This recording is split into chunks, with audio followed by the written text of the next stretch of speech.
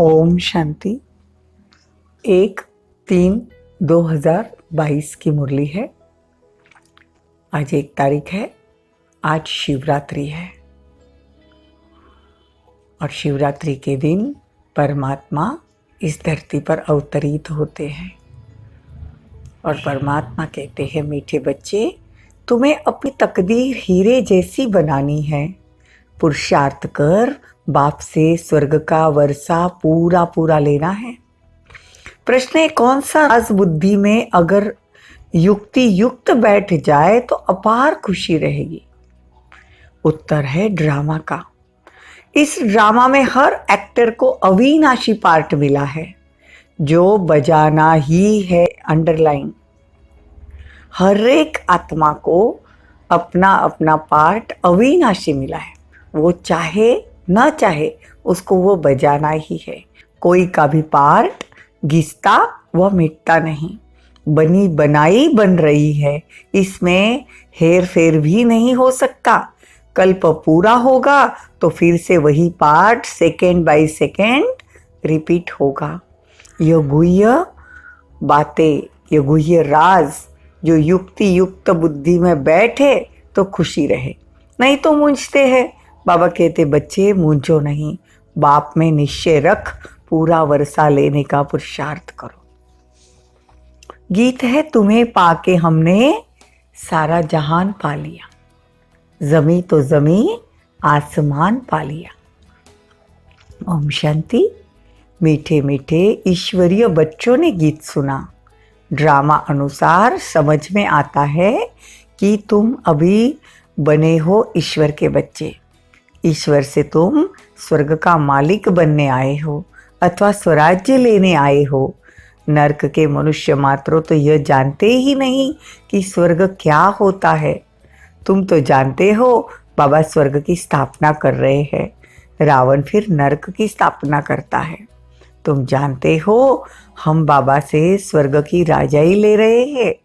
तुम्हारी तकदीर अब हीरे जैसी बन रही है। हीरे जैसी तकदीर बाप के सिवाय कोई बना नहीं सकता। हीरे जैसी तकदीर बन रही है हम लोगों की, इसीलिए पढ़ाई रोज पढ़नी चाहिए। बाबा कहते, तुम तो गॉड फादरली स्टूडेंट हो, ऑर्डिनरी स्टूडेंट नहीं हो, गॉड फादरली स्टूडेंट हो।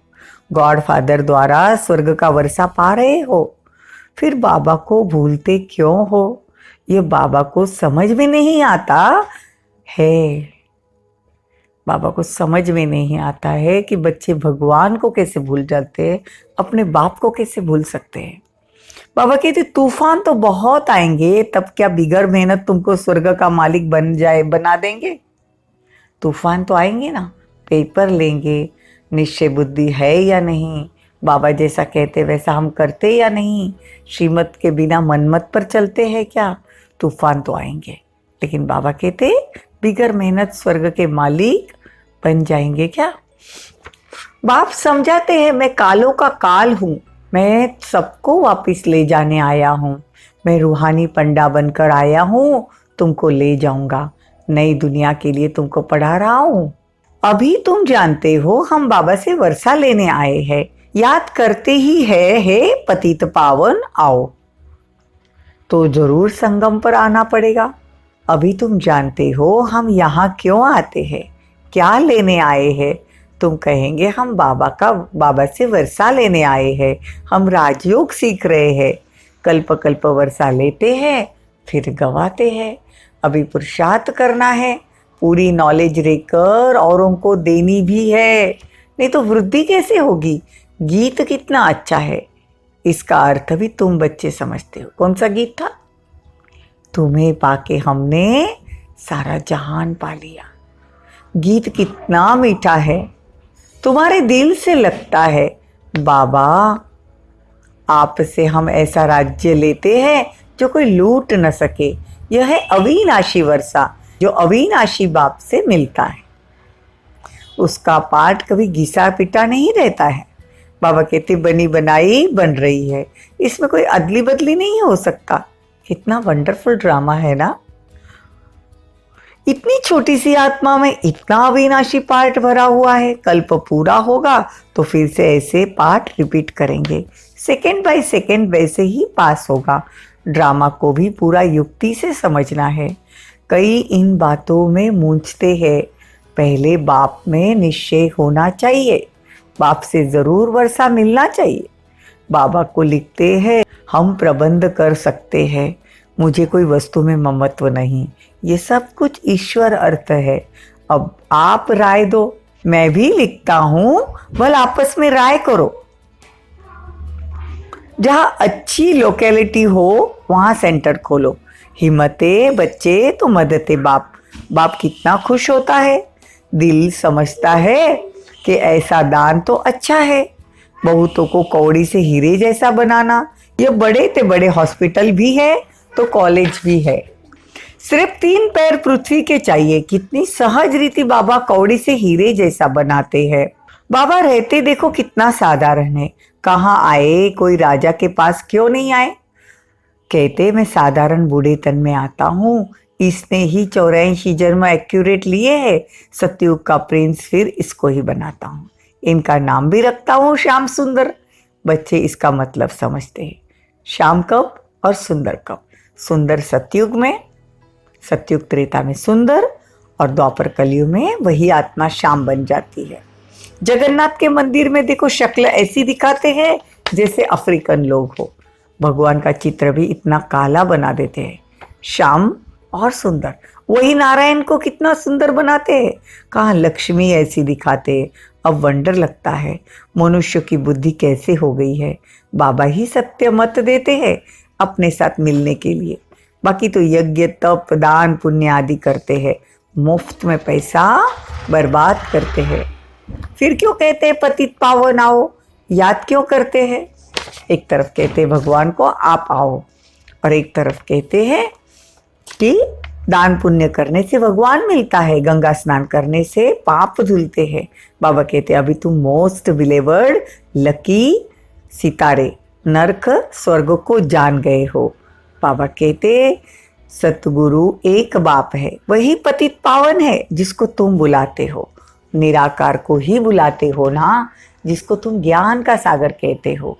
पतित पावन गॉड फादर हमको पढ़ाते हैं, वो हमारा बाप टीचर सतगुरु है।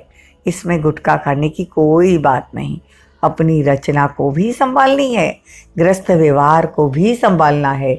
अगर यहाँ आकर मतलब मधुबन में आकर सब बैठ जाए तो ये सन्यासी का ज्ञान हो गया। गृहस्थ व्यवहार में रहते हुए 1 घंटा आधा घंटा निकालना है। पहले 7 रोज का कोर्स करो, 7 दिन कोई की याद ना आए, कोई को चिट्ठी न लिखे, बिल्कुल सब भूल जाना है। देखो पहले जब 7 दिन का कोर्स होता था तो बाबा अपने यहाँ रखवा लेते थे, 7 दिन तक भट्टी में रखते थे, किसी को पत्र लिखने नहीं देते थे, और बाबा अच्छे से कोर्स लेते थे। लेकिन अभी 7 डेज के कोर्स कितना परिवर्तन हो गया है, ऑनलाइन होते हैं। बिल्कुल सबको भूल जाना चाहिए। तुम बहुत वर्ष भट्टी में रहे, फिर भी तकदीर कोई की तो माया ने खींच ली, ऐसी माया प्रबल है। बाप कहते हे बच्चे धीरे धीरे परिपक्व में आते जाना। तुम जानते हो मुख कौन मीठा कराते हैं, तो बाप की पढ़ाई में पूरा ध्यान देना चाहिए। पुरानी दुनिया को देख लट्टू मत हो जाना, देह अभिमान में मत आना। अब तो अपनी बैगेज की तैयारी करो, ट्रांसफ़र करना है। अब ये दुनिया खलास होनी है। बाप कहते हैं सब कुछ इंश्योर कर दो, परमात्मा के नाम करो, इंश्योर हो जाएगा। फिर बाबा हमको रिटर्न में सतयुग में महल देंगे। डायरेक्ट होने के कारण तुमको 21 जन्मों के लिए इंश्योरेंस मिलता है। बाबा कहते देखो हमने फुल इंश्योरेंस किया तो फुल राजाई मिली। ब्रह्मा बाबा ने फुल इंश्योरेंस किया तो फुल राजाई मिली। वो है जिस्मानी इंश्योरेंस, यह है रूहानी बाप के साथ इंश्योरेंस। ईश्वर अर्थ दान करते हैं तो भगवान रिटर्न में देते हैं ना। कोशिश करो विजय माला में पिरोए जाओ। मूंझते हो तो सर्जन राय बताने वाला बैठा है ना। तुम जानते हो हमने अनेक बार बादशाही ली है और गवाही है, यह ज्ञान अभी है, भूल जाओगे। अच्छा मीठे मीठे सिकीलदे बच्चों प्रति माता पिता बाप दादा का याद प्यार और गुड मॉर्निंग। रूहानी बाप की रूहानी बच्चों को नमस्ते। हम रूहानी बच्चों की रूहानी माता पिता बाप दादा को याद प्यार, गुड मॉर्निंग, नमस्ते, थैंक यू, बहुत बहुत शुक्रिया। धारणा के लिए मुख्य सार। पुरानी दुनिया को देख लड्डू नहीं बनना, अपनी बैगेजेस ट्रांसफर कर देनी है, अपना सब कुछ इंश्योर कर देना है। कोई भी वस्तु में अगर ममत्व नहीं है तो फिर कौड़ी से हीरे जैसा बनने की सेवा करनी है। दान करने से ही ज्ञान बढ़ेगा। वरदान। निमित्तपन की स्मृति से हर पेपर में पास होने वाले एवर रेडी नष्ट मोहा भव। निमित्तपन की स्मृति से हर पेपर में पास होने वाले एवर रेडी नष्ट मोहा भव। एवर रेडी अर्थ ही है नष्ट मोहा स्मृति स्वरूप। उस समय कोई भी संबंधी अथवा वस्तु याद ना आए, किसी में भी लगाव न हो, सबसे न्यारा और सबका प्यारा। इसका सहज पुरुषार्थ है निमित्त भाव। निमित्त समझने से निमित्त बनाने वाला याद आता है। मेरा परिवार, मेरा काम नहीं, मैं निमित्त हूँ। इस निमित्तपन की स्मृति से हर पेपर में पास हो जाएंगे। स्लोगन। ब्रह्मा बाप के संस्कार को अपना संस्कार बनाना ही फॉलो फादर करना है। ओम शांति। ओम शांति।